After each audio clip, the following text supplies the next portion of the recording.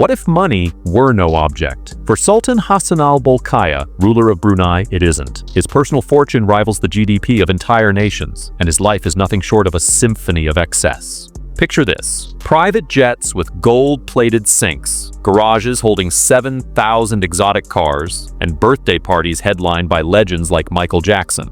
But beyond the glitter and grandeur, there lies a paradox. A monarch who not only indulges in unimaginable luxury, but also presides over one of the world's most generous welfare states. 7,000 luxury cars, a garage like no other.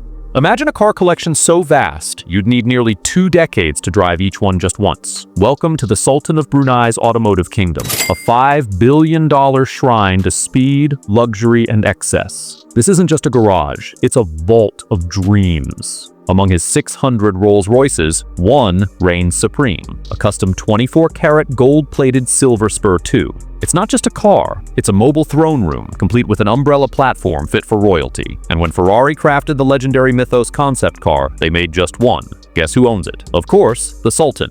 But here's the twist. Most of these machines have never even touched the road. Preserved like fine art, they sit in climate-controlled sanctuaries, frozen in time, whispering tales of exclusivity. Some are so rare, even seasoned collectors have only seen them in photographs. Back in the 90s, the Sultan and his brother single-handedly accounted for half of Rolls-Royce's global sales. Entire production lines were practically dedicated to their whims. Today, his vaults echo with the silent growl of Bugattis, Lamborghinis, and even a right-hand drive Mercedes CLK GTR, the only one of its kind on Earth. Name any dream car? The Sultan probably owns it, and not just any version, but often the rarest edition or a bespoke variant made exclusively for him. A $5 billion testament to limitless wealth and the power of automotive desire. Istana Nurul Iman, the world's largest palace. Welcome to Istana Nurul Iman, the world's largest residential palace and the crown jewel of Brunei. Spanning over 2.15 million square feet, this architectural marvel isn't just a home. It's a city of gold. Commissioned in 1984 at a cost of $1.4 billion, it stands as a testament to limitless wealth and royal splendor. Its name, Istana Nurul Iman, translates to Palace of the Light of Faith, and its sheer scale is truly staggering. Inside this colossal residence are 1,788 rooms. Yes, you heard that right. Nearly 2,000 rooms, each more opulent than the last. Among them are 257 bathrooms, each a shrine to luxury, adorned with marble and gold fixtures. And when it comes to hosting grand events, the Sultan spares no expense. The palace's banquet hall can seat 5,000 guests in lavish splendor, complete with crystal chandeliers and golden accents. Every year during the Islamic festival of Eid, the Sultan opens the doors of this gilded fortress to 110,000 citizens for a 3-day celebration.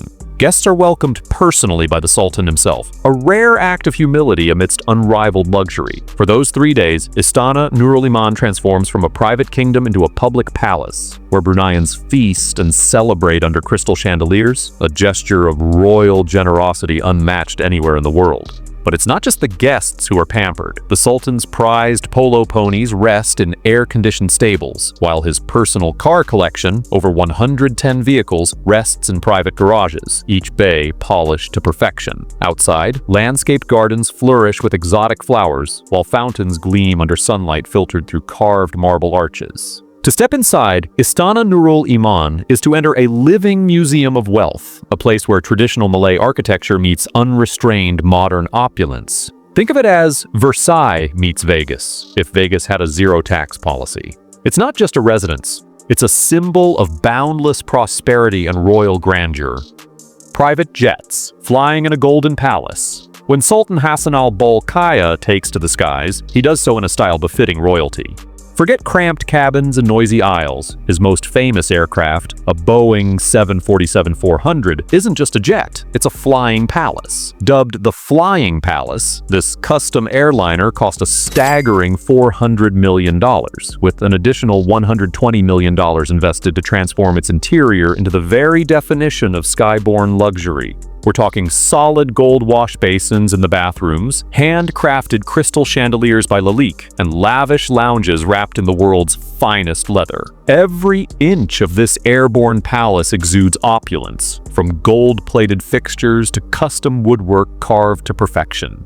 Imagine stepping into a private jet where every surface whispers luxury, where the dining room resembles a five-star restaurant and the master bedroom features silk sheets worthy of royalty. But the 747 is just the crown jewel of his airborne fleet. Sultan Hassanal Bolkiah also maintains a private squadron that includes a Boeing 747-8, a Boeing 767-200, and even a Boeing 787 Dreamliner, all customized to his exact specifications. His air power doesn't stop there. A collection of Sikorsky helicopters ensures he can land wherever luxury demands, from palace gardens to mega yacht helipads. And for the Sultan, these jets aren't just for crossing continents. They're expressions of power and convenience. Legend has it, he once spent $20,000 to fly his personal barber from London to Brunei, just for a haircut. That's what happens when luxury knows no bounds. Your personal stylist is always just one flight away. Yachts and other luxury rides. When it comes to luxury, the Sultan of Brunei spares no expense, not just on land or in the sky, but on the open seas. In the 1990s, the royal family commissioned some of the world's most extravagant yachts, floating testaments to wealth and excess.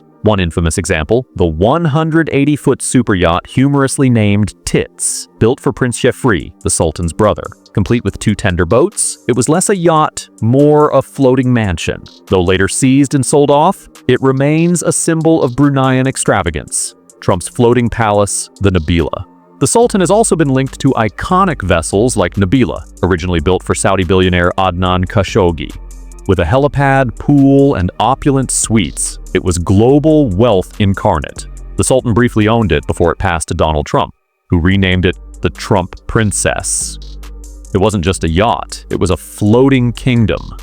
A legacy of luxury and generosity. From the largest palace in the world to a fleet of private jets and yachts fit for royalty, Sultan Hassanal Bolkiah has redefined what it means to live in luxury. His reign isn't just marked by unimaginable wealth. It's also defined by his generosity to his people, where healthcare, education, and even housing are subsidized by his royal fortune.